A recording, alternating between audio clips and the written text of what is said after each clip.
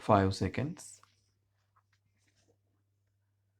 Honorable Chairman, sir, I thank you for allowing me to participate in this discussion on the address delivered by the Governor to the joint session of the legislature.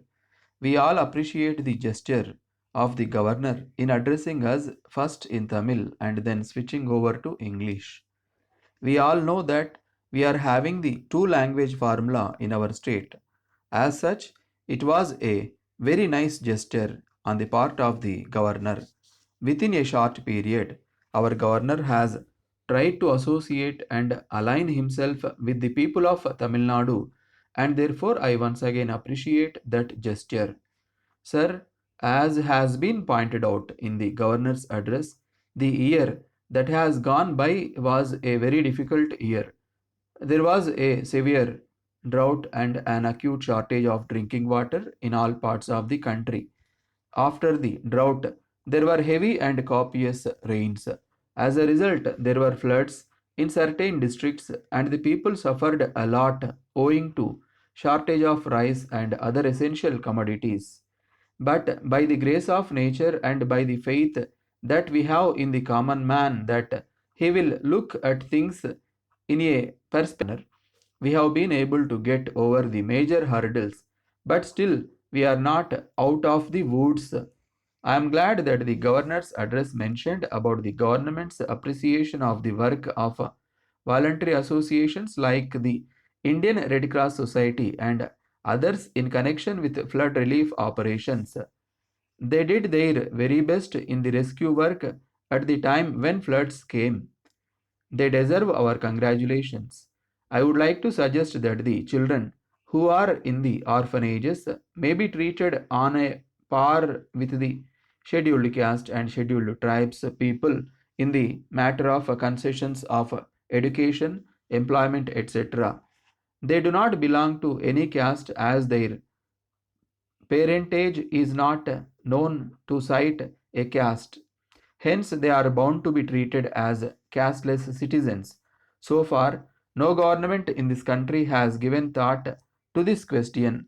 I earnestly request our Tamil Nadu government to extend this concession to them so as to help the voluntary organizations in their effort to rehabilitate them.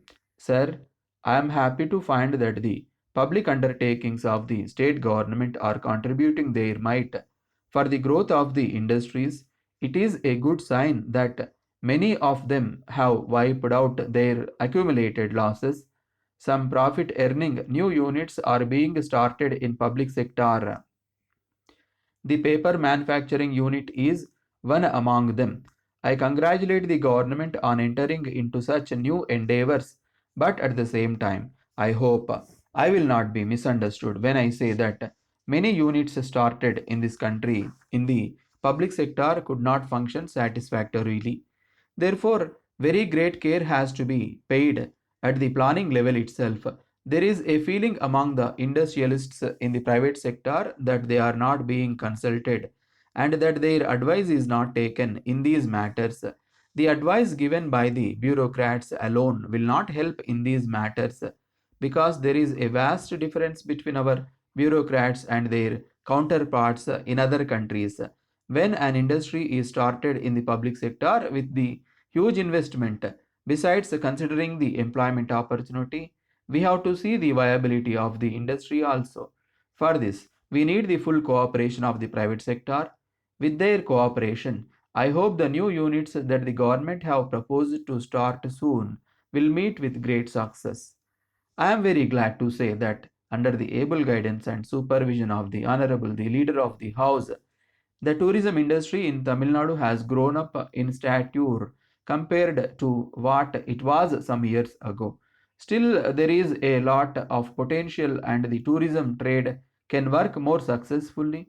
If the tourism industry flourishes, more people will get employment opportunity, and it will help our country to earn more foreign exchange through this. I hope that the Honorable Minister for Tourism will be able to see that Tamil Nadu gets a more prominent place in the tourism map of our country. The government may also think of linking the government servants' leave travel concession scheme with the tourism department. This will go a long way in improving tourism in the state. With these few observations, I wish to conclude my speech. Thank you, sir.